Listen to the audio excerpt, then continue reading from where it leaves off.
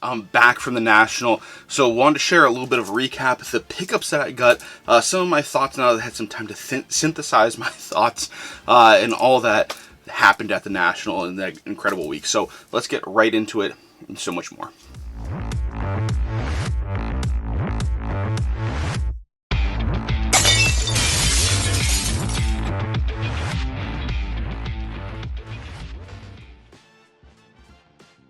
Welcome to the most passionate content for card collectors on YouTube and possibly the whole entire internet. As usual, I am your host, Jake Roy, 90s b-ball cards here on YouTube, Instagram, Facebook, a little bit of Twitter, still slacking on TikTok, and slacking on Threads also, but I'm there. I've got a screen name anyway.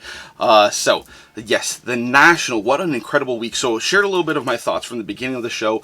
So now that I've had some time for the rest of the show and some time to think about everything that happened, I wanted to share some more of my thoughts and some more of the experiences. So, crowds Friday and Saturday were absolutely unprecedented. So I think that we've heard now that the attendance numbers have broken the record. We don't know by how much, but seeing how much bigger the show floor was and how crowded it still was on Saturday, it is no surprise. I heard from some dealers that Friday, the general admission line kept going through at a steady clip for 2 hours. It took some people 2 hours to get into the show on the show floor. So one of the things that I made sure I did is whenever I got in early, as the general admission people started trickling in, I got away from those main entrance areas and got into some of the other parts of the show because they got swarmed very quickly. There were plenty of times that I got into choke points. There were plenty of times that I was sitting at a booth that was too deep and I had to peer over shoulders. There was a lot of that stuff going on. You had to be patient.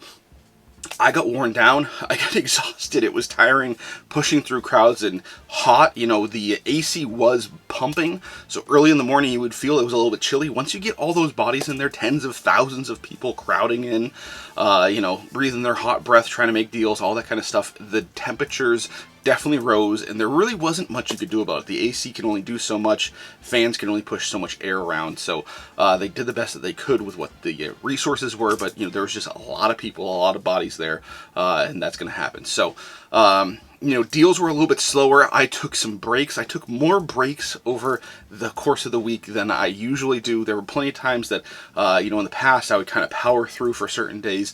I took a break every single day. Went to the lounge, got some water, got some cooler air, got some space to kind of sit down and decompress for a little bit. It was definitely necessary. One of the things that was surprising, there was no news from Beckett.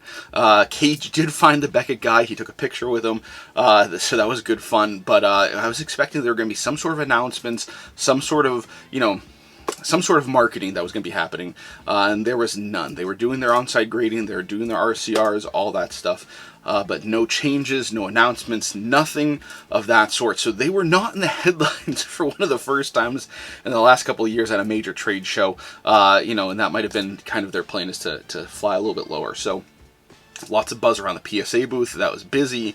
They're grading a lot, all kinds of good stuff. There's a lot of stuff happening in the corporate area that I saw later on Instagram that I was not around for. I'm sure, once again, there were probably lots of giveaways that I did not get to participate in, so hopefully that's something I can rectify next year. We'll see what it's going to be like next year. Hearing some rumors coming out that the show floor, they don't have as much space available as they did in Chicago this year, so the corporate presence is not going to be as plentiful because they want to make sure they have plenty of dealer booths. That's definitely what people focus their time on, and that's definitely where the crowds were leaning.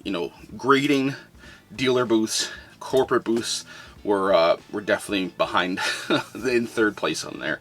So what were some of the other things? Sunday, definitely the crowds were lower. Dealers were packing up early. Talking to some dealers, some cards that I wanted, they said, get back here by noon or 1 o'clock, because depending on what our sales are looking like, we're going to start packing up. So I think the show officially closed at 3 o'clock. I ended up leaving at about 2 or 2:30, and really by about noon, I was pretty exhausted from the course of the week. So I just sat down at the card ladder booth, and it was a great chance to meet up with some people, say bye, our last goodbyes, have some interactions that we didn't have time for earlier in the week. There were plenty of people that I would see in passing. We were running in different directions, so get to spend some good time with people chatting there on Sunday, and then left for the airport. So it was typical. It was a typical Sunday, after an unprecedented week, unbelievable Saturday. So the show was great. The show was exhausting. For the first time ever, and I might have talked about this last time, I was overwhelmed walking in by just the sheer volume of space and stuff to see. And for the first time ever, I'm really feeling that post-national hangover that I always hear people talk about. The last 2 years, my first 2 years, I didn't really feel that way. I kind of felt, a little bit of energy needed to get recouped in the first couple days, but by the end of the week, that next week. But so far, this whole week, I've been, kind of feeling it. So I didn't drink any coffee during the national. So far this week, I've needed coffee every single day. So I'm tired. It was a busy week. It was a great week. Tiring. The heat, the crowds, the sheer volume of space to cover, all kinds of stuff. You heard plenty of people talk about everybody being sweaty. I mean, that was kind of an inevitability when you get 90+ degree weather plus tens of thousands of people crowded together. But most people tried to be kind of courteous of everybody's space, not trying to crowd people too much. Obviously, like I said, peering over shoulders was something, but you didn't really have people pressing up against you.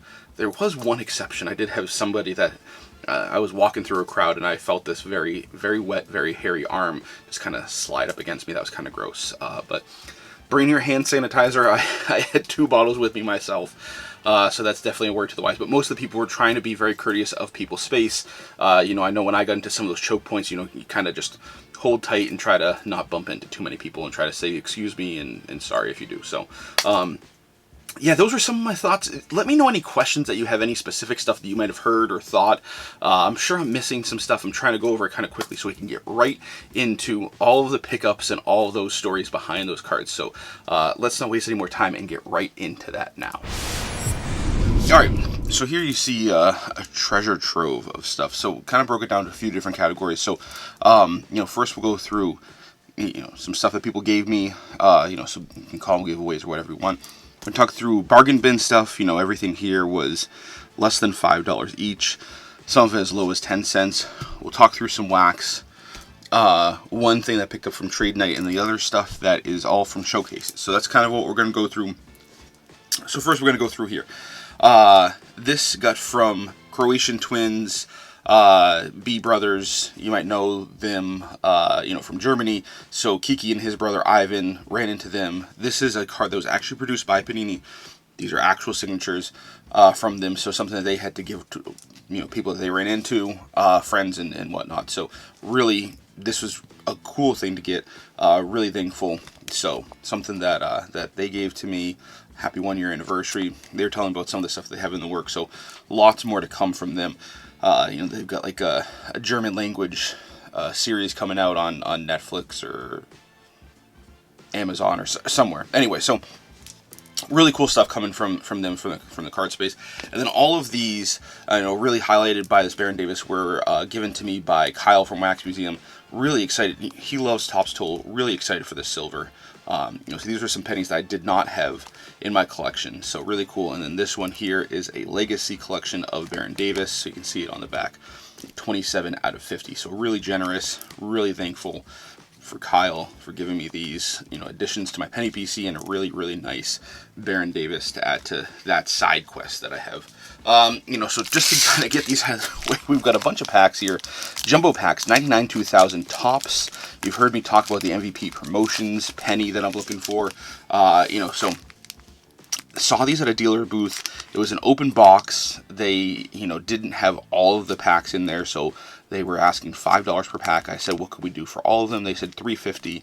And then once, we did the multiplication there, they took a little bit more off of that. So got all these packs. So we will rip these in an upcoming video. So stay tuned for that. If you want to see what we get in there, obviously, you know what we're really looking for and hunting for in that as well.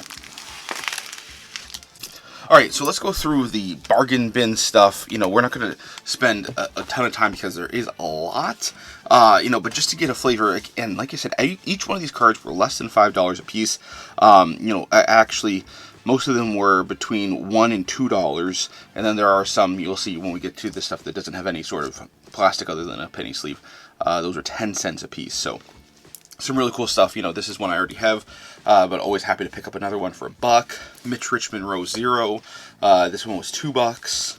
We've got the 96. This is an NBA at 50 Dennis Rodman Jordan Shadow card. You know, $2 for that one. Trey Lance, kind of an odd thing for me, but this was in and amongst a bunch of base. This is a silver or a prism from Select, so Trey Lance, you know, that seemed like a price that was a little bit too good to give up. Stardate 2000, these were hot at a point in time, so $2 for that one. Brevin Knight Refractor, numbered to 400 for $2. Here's a Marko Jaric Refractor rookie, but this is the foreign language version, so these are you know, a short printed on top of that. You know, again, a couple bucks there. Walk of Fame, this is probably worth about what I paid for it in $2, but really love these cards, so happy to get that. Rejectors, same story here, but one that I wanted an example of, haven't gotten one yet. Love Dikembe Nuggets stuff. This was $1, probably worth about the same, but one that I did not have. This was $1 or $2. Again, probably worth about what I paid for it, but Center Stage, I really like. Nice Suns inserts of Charles Barkley. Star Surge, again, you know, this was $1 or $2, something that I already have a parallel of, so I wanted the base version, probably worth what I paid. The Illuminator, so this was a couple bucks. This is a card I already have a copy of. Was a hot card when I was a kid. Really wanted another copy at that price, so happy to get another one. New School. This is a Tracy McGrady card that I have not had in my collection. Not a lot of cards from this set that are, you know, kind of PC, so this is a fringe PC for $2. Steel Tower. You know, again, not a lot of PC players in this, but getting a Magic Shaq card for $2. That fits. Another 98 Bowman Refractor. This one, Derek Anderson, numbered to 400. A couple bucks there. Intense Emotion. Again, $2 for this. These are beautiful. You know, not the one that I would really like to get, the David Robinson. But until I get that, that's a really pretty one. Unstoppable, Penny Hardaway. Again, $2. Seemed too cheap for that. This is another Unstoppable. This one is of Allen Iverson. $2 there. This one was $1, Scoring Predictor Shaq. This is just one I haven't seen yet, so the gold, you know, not to say that's worth more than $2, but happy to get that. Actually, this one was $1 bin, I think. $2 here for the Nth Degree Barry Bonds. Really love these. You know, kind of that silver shimmer from Score. Really cool. Not sure what these are worth. Probably not a ton more. Maybe $5 or so. But I love good Barry Bonds. This is, you know, also another one I've always loved, the Bound for Glory SPX holograms. You know, so $2 for this one. Happy to get that in my collection. You know me, I'm a sucker for USA cards. I was hoping I would stumble upon a silver of this in the dollar bin, but I'll settle for the base. Here's some 10-cent cards. So yes, Stardate 2001 Jacques Vaughn. There were actually 2 copies, so for 10 cents there. Reflectors, Press Pass. Had a whole bunch of Star Trek cards, so not gonna go through all of those, but you know, fun stuff for me for 10 cents a piece. Just a little bit of nerding out going on there. Batman Joker, Batman Harvey Shrek, I think was his name. Batman Returns with Catwoman. Just the classic scene from Lion King there. So again, all those 10 cents.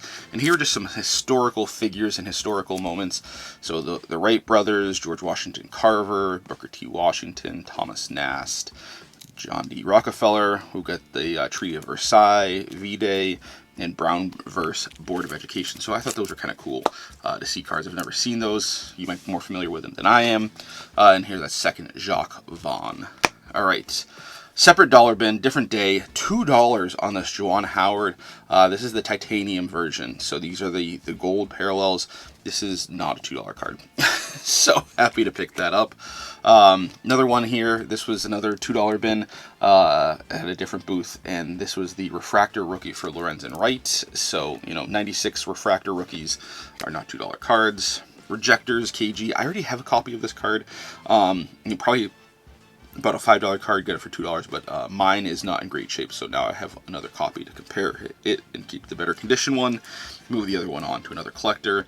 This is going to allude to something else, but want to get the plus version of this for Kevin Garnett, so you can see plus right there. You might not be able to pick up the texture there, but $2, probably about what that's worth. A different bin, this was $6 for the Eddie Jones jersey, numbered 1 out of 100. So looking through, I was with a friend, and you know, they said there's probably a reason that this was sitting out on the top, because the rest of the stuff in that bin, you know, did not, probably wasn't worth what they're asking for. But that one definitely had that intrigue.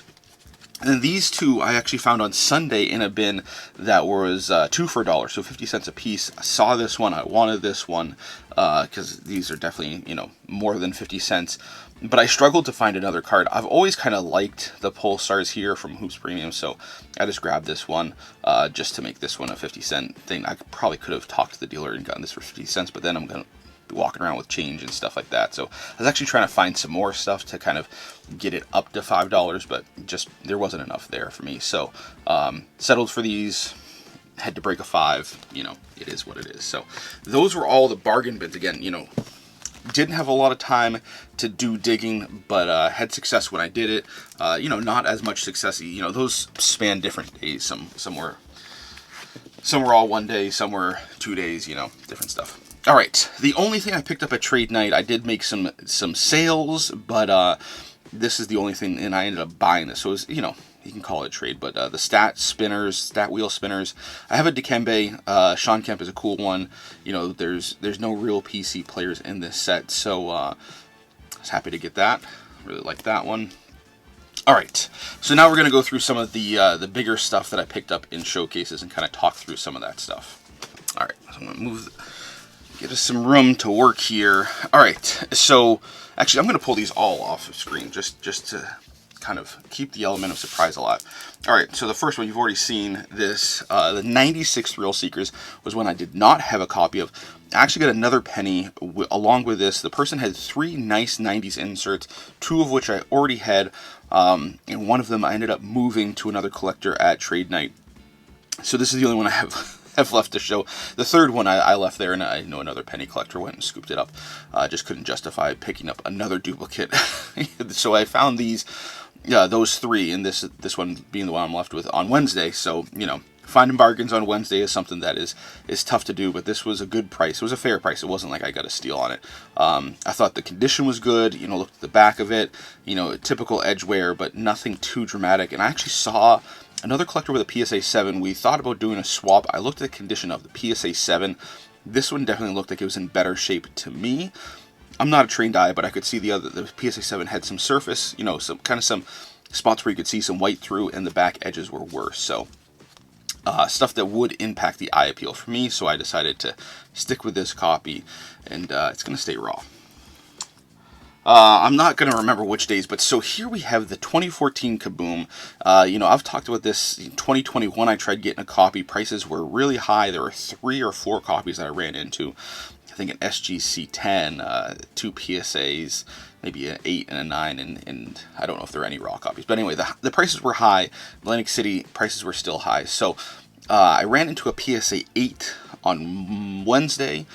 Took down the price in the booth, and they had it there with a whole set, you know, a whole showcase full of Kabooms. So I don't like those PSA thick slabs, and I told the dealer, you know, I would grab it if it wasn't for that thick slab. So anyway, found this. Another penny collector had this and a BGS 9, so I took the lower graded copy because the grade doesn't really matter. And the thing bringing it down is surface, and I don't see any issues with the surface. So we'll see if at some point I end up cracking it and, you know, having it raw, but, you know, I don't have any plans of that. So really happy to have picked this up, and I think this might have been a Thursday or a Friday edition, but can't really remember. Some of the days blend together.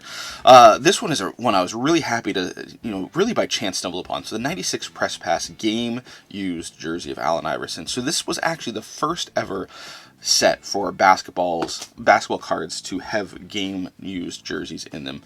Obviously not NBA, these are collegiate, but it's usually just a gray patch for Allen Iverson. You can see here in the top corner, you get a little bit of blue and you get that white trim. So getting a little piece of some extra stuff made that more enticing for me. The dealer did have 2 copies. One was an all gray piece, this one being the only stuff with color. Definitely paid more than comps for this one, but something I've been looking for, and having a unique piece there is something that I want to definitely get in my collection. So happy to have gotten this one. Interesting the way they constructed it. It's almost like an envelope. You can see there's a seam right here where they definitely folded the stuff on top of that piece of jersey. So interesting how they constructed it. You can kind of see some of the layers if you look at the top or the bottom of it. The bottom is sealed a little bit better than the top. But anyway, interesting stuff. Press Pass was trying something new, unique, and different. I think they succeeded because it was then copied for NBA releases. Alright, I'm going to talk through both of these cards. I got them from the same dealer in a package deal. The first card that caught my eye was actually the MVP promotion. Go figure. This was actually from Allen Iverson's MVP season. I think this was actually the one that was redeemed. So there would theoretically be less than 100 copies of this. So, you know, I just happened to see it. These do not jump out at you, but when you see it, if you know what you're looking at, you know it. So he did have this and a Dirk Nowitzki. Yeah, Allen Iverson's the one I wanted. He did not have any pennies, unfortunately, so the hunt continues. But he also had the Shoe Time of a Dikembe Mutombo. So I've always loved the Shoe Time cards. You probably remember the story. I pulled 2 of them with my brother and my father of Chris Webber from 3 boxes of holographics. But I've always wanted a player that I have a little more of a connection to than Chris Webber, and Dikembe Mutombo definitely fits that bill. And it was a nice piece. The ones of Webber that I've had have kind of been like interior lining. This was a piece of the leather from the exterior of the shoe, so something that I liked a little bit better. Almost like a suede fabric. Cool stuff there. You know, there's some great pieces out there. There's some other players that are fun. So a set that I really enjoy, and getting these 2, being able to bundle them, working a little bit of a deal. Definitely something that I enjoyed. All right, these next 2 are from a collector. We made a big trade. I might have a picture of everything that we traded. But so the Club Vertical Keith Van Horn. This one is numbered to 100. I don't know what that little thing is. I need to get it in a new penny sleeve. But these are very hard to come by. Numbered 9 out of 100. Kind of a cool number there. I believe there's an Iverson and a KG, so those are PC players, but this will be a placeholder until I get either one of those. Iverson's the one that I would prefer. I do not believe Penny is in the set, so happy to get that. And then he also had the in-action Star Rubies. It's kind of interesting that these are still called Star Rubies because they use blue foil on them instead of red foil like they use with the base or the portraits, but these are numbered, if you flip it over on the back, to just 25 copies. So got a trade. You know, he took a number of cards and traded me these 2. We were able to work on the valuation, but it was straight trade, so happy to do that. Always happy to make a trade with a collector. Another Penny guy that has some other, you know, side PC stuff. These he knows are not core PC stuff for me, you know, but stuff that I want to get examples of in my collection, so happy to have gotten those.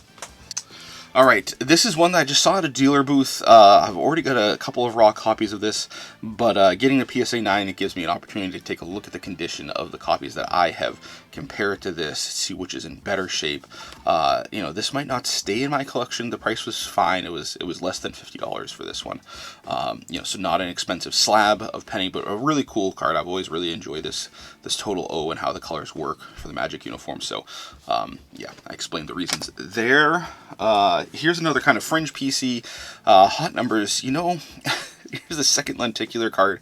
I've always talked about not being a huge fan of lenticular cards, but I do feel as though Hot Numbers did it right.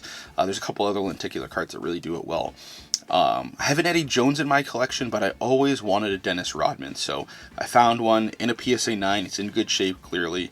It was another guy who had the entire set. He had every card in the set in 9s and 10s, and he wanted to get rid of the set. He was not going to sell it as a set. He was going to sell it as individual, so he had the entire set in his showcase, and this was the first one that he moved from the set. He had a 10 for the Jordan, so you know, trying to convince him, maybe he was trying to figure out kind of his lane for collecting, and thought that this would be a good option for him to get some funds. So he might actually start a Jordan PC with that Hot Numbers 10 being kind of the centerpiece for now, but we'll see. Happy to get this Rodman. I enjoy Rodman Spurs cards. There's not a lot of really good ones, and there's not a lot of cards of Rodman dribbling the ball. He's a very photogenic player. I love a lot of 90s cards of Rodman, and this is one that I've always had kind of on my watch list, and now I can check it off. This one I stumbled upon a dealer booth that I had made some other deals with that I went back and checked a lot of 90s stuff. Whenever I'd asked if he had other penny stuff, he would say, nope, I don't. And I saw this sitting in a box. And I said, wait a second, you're holding out on me. But he thought I was only into 90s Magic stuff, so that's why he didn't show me this from the Sun. So those who know the Ultimate Collection cards, they're gorgeous. They almost look like a lava lamp, kind of like the Star Rubies from 97. Number to 100, so very hard to come by. And a 9 is not easy on these to get. There are a lot of edge issues, surface issues on these cards. So the 9 doesn't add a ton of value to me, but it was something that, gave me some assurance as far as the condition. So we were able to get to an easy deal on this. I don't remember what we did, if it was a trade or a purchase or what. They all start to blend together eventually. But yeah, happy to get this one. I have an Iverson in my collection still, so I'll probably keep both of them because you know how I am. If I have stuff of Penny that's not in the Magic uniform, sometimes I like to have the Iverson or the KG as well. So we'll see if I keep both or not. The last day of the show, I actually stumbled upon this. So Sunday, I was walking around just kind of doing some more, last minute checks of stuff. It was a lot easier to move quickly through stuff. And there was a dealer that I had seen that had a partial set, I believe, of the 96 Star Rubies. They still call them Star Rubies, even though it's, just ruby foil. And I had seen a couple of the bigger name players that were kind of showing on the outside. I said, oh, well, if he's showing some of those players and not Penny, he probably doesn't have the Penny. And I just walked by, and I saw that on Wednesday. So on Sunday, I figured, I still see the stuff there. I'll just go and take a look. It's a lot easier to get to the booth, a lot easier to take a look through. And sure enough, he had the Penny sitting there. So, it's a Penny that I already have, but again, something that I can take a look at the condition of this compared to the one that I have and choose which one is in better shape to my eye. And I don't remember there being any issues, but again, something that I can grab. It was a very fair price, and I can, move it in a trade to another collector if I have a duplicate that I don't need to keep in my collection. This is another one I'm failing to remember how, when, and where I got it, but SP Game used game-worn Knicks jersey of Penny, number to 100, number 37 out of 100. I don't get a lot of Knicks cards, but when I do, I like them to be pretty scarce, pretty low serial numbered, all that kind of stuff. So, saw it, and it was kind of an impulse purchase, so it might have been a trade. I can't really recall. It all starts to blend together at some point, but got that one in the collection. Same story here. Can't really remember how, when, or where. This could have been something that a collector gave me, so if you did give this to me, I'm sorry for not remembering, but love the 99 2000 Topps Gold label. This, you flip it over on the back, you'll see here, Class 3, just that gold color really jumps out. There are black and red label versions. The red label really works very nicely for Allen Iverson. The black label's fine too, but this is one of those sets that I just do not do a very good job of keeping track of which ones I do or don't have. And Penny is in the Suns uniform for these cards, so I do not believe I have the Iverson, but something I'll go through and make sure I don't have a duplicate. So the first big deal I did, so we've got here the Game Day 2K Warp Tech Kevin Garnett and a PSA 8. You saw the plus, so now I've got the whole run. Kevin Garnett is my PC player in that set, so really happy to have gotten this. Again, this was on Wednesday, and the big one also early in the day on Wednesday, we got, yes, I was able to find the number one card on my want list, the 97 Upper Deck game jersey of Penny. This is in a BGS 5, so one of the things that I was looking at, because I didn't see the subgrades on it, is this one that somebody kind of cheaped out and went and got it without any subgrades? To my delight, I flipped it over on the back, and I saw that the subgrades were on the back, meaning that this is an old BGS slab. So you may know I'm a big fan of old slabs, especially old BGS slabs. Looking at the serial number, it is a low serial number for slabs. I would love to see some guesses, no cheating, but if you have a guess as far as when this card was slabbed, drop that down in the comments. As we get to the end of the story, I will tell you when it was slabbed. So drop that down in the comments. Don't cheat and look ahead. But so looking at this card, I was poring over it to see what was the condition issue making it a 5. Those subgrades obviously give you a hint. 9-5 centering is fine. Corners and edges getting 8s is typical edge wear and corner wear. You know, there's actually no corners on this. You know, they're rounded. So getting an 8 on corners, you know, now a lot of times you'll see these in BGS slabs with the subgrades. Corners get a 10 because there's no corners. But Beckett was very strict on cards with these old slabs. So technically the corners are where the corners would be. And if there's any issues there, they're going to knock that off on the corner grade. Not take it off on the edge grade. But a 4 on the surface is really the thing taking it down. So I was looking around this patch window. You can see the indentations on the back for creases. Those were common. I was also looking for creases on the front. So Kyle from Wax Museum was looking at the card with me. And the way that I actually found it, coincidentally enough, is somebody had told me early in the day Wednesday that they had seen this card in the building. I asked them if they knew where it was. They really weren't sure. So I knew it was in the building, and I knew some of the places that I needed to go look.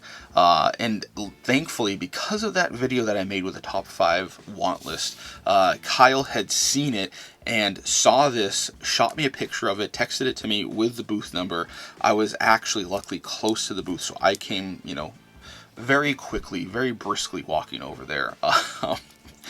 So, you know, saw some other stuff in there, was talking to the dealer.